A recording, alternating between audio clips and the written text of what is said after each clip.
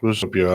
I don't know how much of this I missed. I'm trying to peek in on some Trump announcement that's going on right now. So give me a second and pull that up.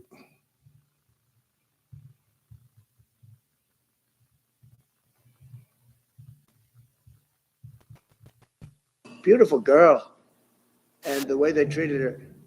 And I just say it this very simply. Steve's got a job to do. He's a great guy, great negotiator, great person. They respect him over there already. It's what we needed over there. We have people that know everything about the Middle East, but they can't speak properly. They don't know. He's a great negotiator. That's what I needed. I could have sent that gentleman right over there, Hussein. He's a great negotiator. There are people, they're rare. Great negotiators are very rare, like a great surgeon. But we have the right person. But I tell this, I don't want to hurt the negotiation.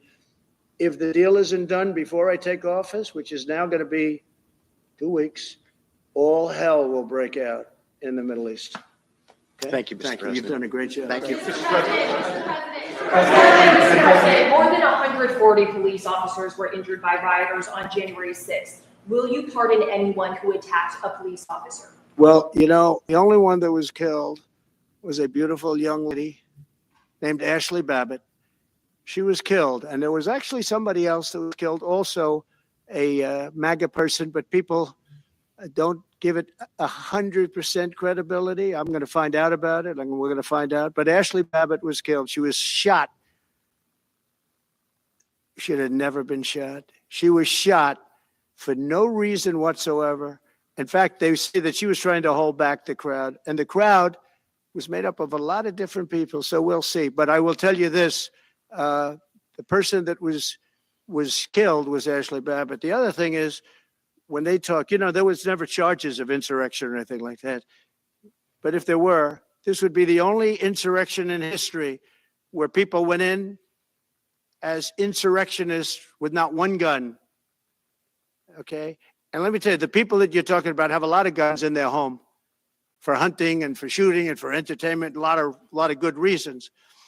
But there wasn't one gun that they found. And why didn't they find the bomber, the pipe bomber? You know, they know who the pipe bomber is. The FBI knows who it is. The status of the FBI has gone down so far, and the status of the DOJ, or as I call it, the Department of Justice, it's the Department of Injustice, being laughed at all over the world. And hopefully with Pam Bondi and with Kash Patel and with other people that we're putting in, that will all come back. If you do a poll in the FBI, I guarantee I'm at like 90% with the agents of the FBI, but they have hurt that incredible place. Law enforcement, I mean, you think of the FBI, they raided this house. By the way, they could have told me, could I see this? I would have given them, I actually told them, come in anytime you want. You can see anything. They raided the house and the case was dismissed. And now I'm in litigation. I'm suing them for doing that. And I feel so badly doing it. I'm the president of the United States and I'm suing the United States, but I'm suing them for other things too. The FBI has gone so, its reputation has been so horribly hurt between Comey, who is the worst, and all of the others. What's happened to the FBI is, and we're going to make it great again. We're going to make the FBI great again. We're going to make the Department of Justice fair and strong, but fair again, because all they did was attack me because I'm their political opponent. And that includes with local judges like Marchand. You ought to find out. Ask them, why do I have a gag order where I'm not allowed to speak? Think of it. I'm the president of the United States and I'm not allowed to speak. Why? Because if I did speak, people would understand the scam. It's a scam. And we have very dishonest judges, and New York judges are very bad. We had one that valued this house at $18 million because it was good for their case. He actually valued that chandelier is worth more than $18 million. He valued this house as $18 million. And we have another one who was so nasty, so horrible, such a brute, a most vicious, vile person. These are New York judges. But we've won most of the cases, so we're very happy about that. Please. Your position is clear, but Have you directed your staff to take these specific actions to draw up plans? And can you elaborate again? You didn't rule out military coercion. Well, we need Greenland for national security purposes. I've been told that for a long time, long before I even ran. I mean, people have been talking about it for a long time. You have approximately 45,000 people there. People really don't even know if Denmark has any legal right to it. But if they do, they should give it up because we need it for national security. That's for the free world. I'm talking about protecting the free world. You look at, you don't even need binoculars. You look outside, you have China ships all over the place. You have Russian ships all over the place. We're not letting that happen. We're not letting it happen. And if Denmark wants to get to a conclusion, but nobody knows if they even have any right, title, or interest. The people are going to probably vote for independence or to come into the United States. But if they did do that, then I would tariff Denmark at a very high level. For acquisition? I mean, are you active? No, we're not at that stage, but we have people. I haven't even entered office yet.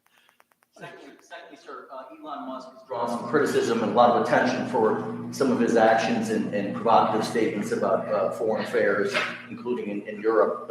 Your reaction to that, is that appropriate for? You mean where he likes people that tended to be conservative? I don't know the people. I can say Elon's doing a good job, very smart guy. I don't know the people you're talking about. He was, I know he said some negative things about a couple of people that are running for office, but that's not so unusual. Yes, please. I wanted to ask you about Ukraine and Putin. How soon do you anticipate going to meet with Putin to discuss the Ukraine situation? Well, I can't tell you that, but I know that Putin would like to meet. I don't think it's appropriate that I meet until after the 20th, which I hate because, you know, every day people are being, many young people are being killed, soldiers. You know, the land is very flat. And hundreds of thousands of soldiers from each, many hundreds of thousands from each side are dead. And they're laying in fields all over the place. Nobody to even collect. There's landmines all over. It's a disaster. But it's very flat. It's great. It's farmland. And it's very, very flat. And the only thing All right. I heard him talking about all of the scams going on. And just from like listening to him speak, sometimes you can kind of answer the question he asked about why he's the president and he's not allowed to speak is basically a gag order on him. And that I think that's because he will tell it.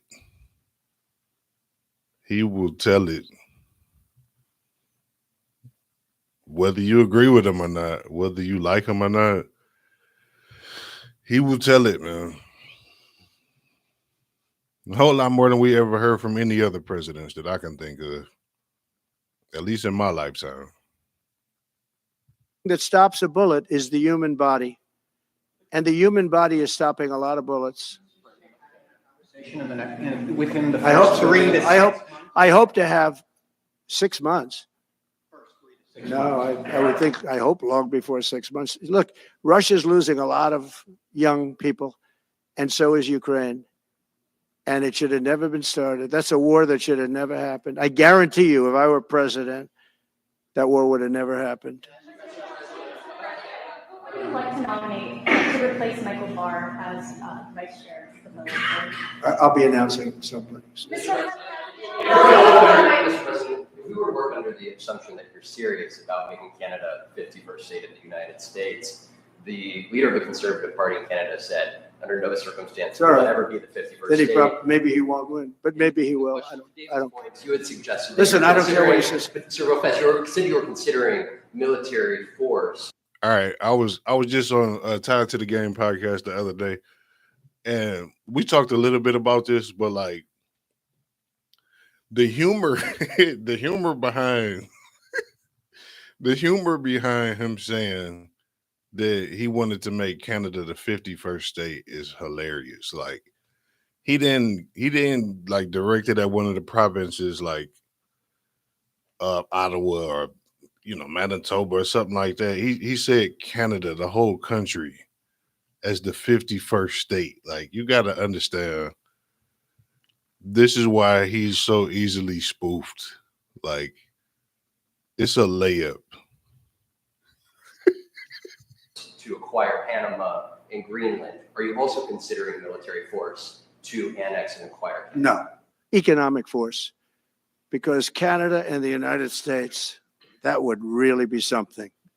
You get rid of that artificially drawn line It would. and you take a look at what that looks like. And it would also be much better for national security. Don't forget, we basically protect Canada. But here's the problem with Canada. So many friends up there. I love the Canadian people. They're great. But we're spending hundreds of billions a year to protect it. We're spending hundreds of billions a year to take care of Canada. We lose in trade deficits. We're losing massive. We don't need their cars. You know, they make 20% of our cars. We don't need that. I'd rather make them in Detroit. We don't need the cars. We don't need their lumber. We have massive fields of lumber. We don't need their lumber. We have to unrestrict them because stupid people put, restrictions on, but I can do that with an executive order. We don't need anything they have. We don't need their dairy products. We have more than they have. We don't need anything. So why are we losing $200 billion a year and more to protect Canada? And I said that to, as I called him, Governor Trudeau. I said, listen, what would happen if we didn't subsidize you, if we didn't, because we give them a lot of money. We help them. As an example, we're buying icebreakers, and Canada wants to join us in the buying of icebreakers. I said, we don't really want to have a partner in the buying of icebreakers. We don't need a partner. But no right. Nope. No right. Here's what we have. We have a right not to help them with their financial difficulties because we owe $36 trillion too. We're going to start knocking it out pretty fast, but we're going to be able to do it because of energy and other things. But no right. No right. But why are we supporting a country 200 billion plus a year? Our military is at their disposal. All of these other things, they should be a state. That's why I told Trudeau when he came down, I said, what would happen if we didn't do it? He said Canada would dissolve. Canada wouldn't be able to function if we didn't take their 20% of our car market. They send us hundreds of thousands of cars. They make a lot of money with that. They send us a lot of other things that we don't need. We don't need their cars, and we don't need the other products. We don't need their milk. We got a lot of milk. We got a lot of everything, and we don't need any of it. So I said to him, well, why are we doing it? He said, I don't really know. He was unable to answer the question, but I can answer it. We're doing it because of habit, and we're doing it because we like our neighbors, and we've been good neighbors, but we can't do it forever, and it's a tremendous amount of money. And why should we have a $200 billion deficit and add on to that many, many other things that we give them in terms of subsidy? And I said, that's okay to have. Okay, in theory, I understand what he's saying now. It's just like our relationship with Canada is such an expense. So he was asking about what would happen if we just like cut a lot of that off, and he was saying that Canada would dissolve. Basically, us combining with Canada, he's saying will make a lot more sense to get rid of the border and just make them a part of the U.S. The state part is the comedy, but listening to his reasoning behind what he's saying, I understand now. It makes sense. I don't know how possible it would be to pull that off, but in theory, it makes sense. If you're a state. But if you're another country, we don't want to have it. We're not going to have it with European Union either. European Union, we have a trade deficit of $350 billion. They don't take our cars. They don't take our farm product. They don't take anything. And so we're not going to have it with them either. Brian, go ahead. Yes. Happy New Year, by the way. Thank you. We have some breaking news. You may not be aware of this, but it looks like Canada has blocked the DOJ from releasing the Smith's report until further court proceedings. Get your thoughts on Wow, that. that's a big story. Yeah. So if I get it right, the fake witch hunt started by the DOJ having to do with books and records, and Biden had many more, and he wasn't protected by the Presidential Records Act. I was. But all of that fake stuff that took the lives of people, I mean, literally destroyed people. People are destroyed because of what they did, destroyed. But we got to be president. But Biden did it for 40 years. He did it when he was a senator. That was illegal. And they ruled it was illegal. How about that? They said, it's illegal, but he's unfit to stand trial. So he can stand and be president of the United States, but the prosecutor found that he's unfit for trial. I was going to use that as a major talking point, but I never got to use it because all of a sudden I had a new candidate who was also sort of unfit to stand trial, right? But so what you're saying is that the judge just blocked the, so Cannon was thrown off the case. They dropped their appeal because he had no case. They dropped all of that, the lawsuits against us. They lost the lawsuit. So this is deranged Jack Smith. So he dropped the lawsuits. He was told to by the DOJ because they had no lawsuit. They lost in court in front of a very strong and a very brilliant judge. They lost in court, and that pertained to other cases in other courts. So he wanted to do a report just before I take office, probably. So he'll do like a 500-page report, and it'll be a fake report, just like the investigation was a fake investigation. And I said, well, wait a minute. This guy was thrown off in disgrace, He's going back to The Hague or wherever they're going to send him, in disgrace, because he failed so badly, because it was a fake case against a political opponent. They thought they were going to use this to beat me. So what you're saying is I'm just hearing that they're not allowed to issue the report. So if they're not allowed to issue the report, that's the way it should be, because he was thrown off the case in disgrace. Why should he be allowed to write a fake report? It'll only be a fake report. That's great news. Yeah. Good. And if I can just follow up real quickly, you want to comment, many Americans are angry that we're sending millions of dollars every month to the Taliban. Do you anticipate? It's not even believable. Billions of dollars, not millions, billions. We pay billions of dollars to essentially the Taliban, Afghanistan. And that's given by Biden. That's the same man that took away $50 to $60 trillion worth of value from the United States. Think of it, probably our most valuable asset. Took away our most valuable asset. This can't be allowed to happen. We are now a nation of common sense. When he does that, 625 million acres, this can't be allowed to happen. Thank you for the information. Most other people probably knew about it, but they wouldn't have told me, right? On the campaign trail, you vowed to bring down the prices at grocery stores very fast. Yeah, we won't but do it then fast. You recently told Time Magazine that bringing down prices would be very hard. So what can the American people expect when you get into office? It's always When hard to can they bring go down the prices when grocery somebody store? else has screwed something up like they did. But we'll bring them down. We'll get them down. Energy is going to bring down prices. We're going to have a lot of energy, and energy is what brought it up. Energy and their bad spending is what brought it up, and energy is going to bring it down. We're going to have prices down. I think you're going to see some pretty drastic price reductions. As an example, food, bacon, ham, apples, everything has gone through the roof. It's one of the reasons I won. So as you know, I said it, inflation was one of the reasons I won, but I think the biggest reason I won was the fact that they are allowing prisoners to come into our country. They released their prisoners, their murderers. Thousands of murderers are now walking around the streets of our cities and farmland all over. Murders, people that have killed. Many, 32% have killed more than one person. They released them from their jails, their prisons, and their mental institutions and insane asylums into our country. I believe that's the reason we got such a large vote. All right, maybe one or two more questions. Yeah, please, go ahead. Go ahead, you go. So can you, President Carter is laying in state today in Washington. You had some harsh words for him about the Panama Canal. Is there any disconnect there? Do you feel a little bit bad about doing that on this day? No, I liked him as a man. I disagreed with his policy. So, hey, he thought giving away the Panama Canal was a good thing. I think it cost him the election. That and the hostages. I actually think that was a bigger factor because that's a deal that just should not have been made. But again, this was a question that was asked of me. I didn't bring it up. I didn't want to bring up the Panama Canal because of Jimmy Carter's death.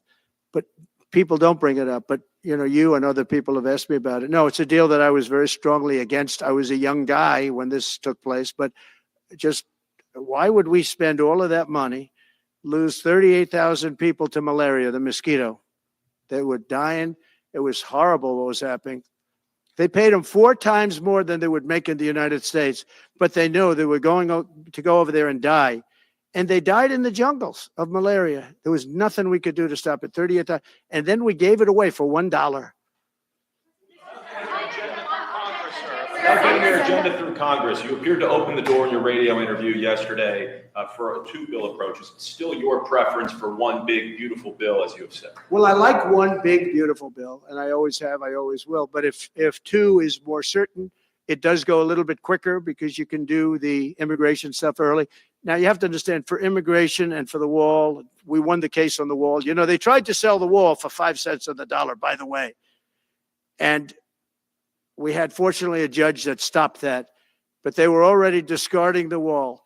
And 5 cents on the dollar. And you know what they were doing? They were calling us up and saying, we'll sell it back to you at 200 cents. In other words, double what we paid for it.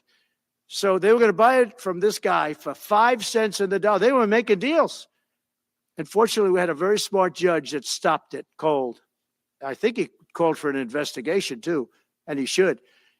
But think of it. They were selling the wall that was exactly the wall that the Border Patrol wanted. That was designed by them. Steel, concrete, rebar, exactly as they want. Very, very heavy steel, very powerful steel, hard to cut. Very, very heavy 7,000-pound concrete, which is a very strong concrete. Everything was top of the line. Very expensive. Would be double what we paid for it then, 6 years ago. But let me just tell you, they were selling it for 5 cents on the dollar to people. And those people were calling us, asking us to pay them 200 cents because it's a good deal because we can have it immediately. And you know what immediately is? Just leave it in place. No. The papers haven't written that, though. You know, that deal is like all the other things that these people do. These people either hate our country or they're very stupid. And I don't believe they're stupid because nobody can cheat on elections like they cheat and be stupid. They either hate our country or they're stupid. So remember what I said, because nobody wants to report it. They were selling the wall for 5 cents on the dollar and trying to resell it back to us for 200 cents or less, but for 200 cents on the dollar. That's a nice return. Today announced that it will stop putting fact checks on the posts on its website. And Meta said today it would stop putting fact checks on its website and instead allow community. Yeah, well, I watched their news conference, and I thought it was a very good news conference. I think they've come a long way. Meta, Facebook. I think they've come a long way. I watched it. The man was very impressive. I watched it on Fox. I'm not allowed to say that. Say it? Do you think he's directly responding to the threats that you have made to him in the past? With Probably. Yeah, probably. The last time you were here, you were asked a question about the U.S. possibly launching a preemptive strike on Iran. You said you wouldn't answer that question. When who? Obviously, on Iran. The U.S. launching a preemptive strike on Iran's nuclear facilities. And I said, I don't talk about it. It's a military strategy. But it is a legitimate question. It's something that. Well, it's not really, because only a stupid person would answer it. Look, it's a military strategy, and I'm not answering your questions on military strategy. All right, one more. Brian, go ahead. Brian. Could you give us a preview of what you might be talking to leaders of Congress who are expected to come here in the next couple of days? And you've got a very supportive Congress behind you. Yeah, they're great. So we have a wonderful Republican Congress. We have a leader that I have a lot of confidence in. I think he's going to be hopefully a great leader, a great speaker. And we have a leader, by the way, in the Senate, I think has been great. John Thune has been doing a fantastic job. But it goes through the House first. And the question is whether or not we do the two bills or one bill. And, you know, look, I can live either way. I like the idea of the one big bill, but I can live either way. But they'll be coming down. The senators also will be coming down. And then ultimately we'll be meeting in the White House in a few weeks. But right now, this is the winter season. You know, they sort of call this the winter White House. It was built, I don't know if you know this, Marjorie Meriwether Post and E.F. Hutton built this. It was the greatest of all the estates in our country.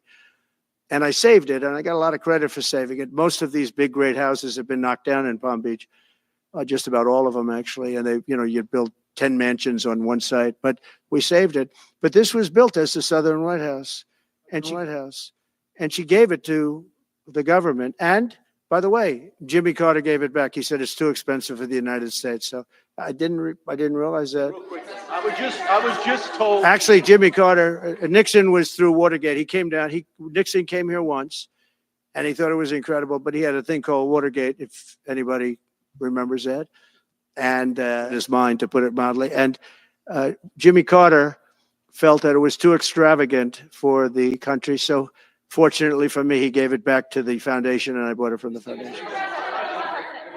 On reconciliation, some Republicans saying in trade for a massive bill that you and they share the interest in, they want to see big spending cuts. Do you agree with that? And Well, I'm okay with spending cuts. I like spending cuts. Just I'm on the record for spending cuts. And the debt ceiling was given to us. It shouldn't have been, but it was put in our lap.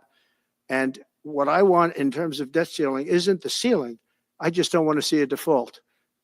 That's all I want. I never talked about spending more money necessarily than all I want to see is no default, because nobody knows what would happen if there was a default.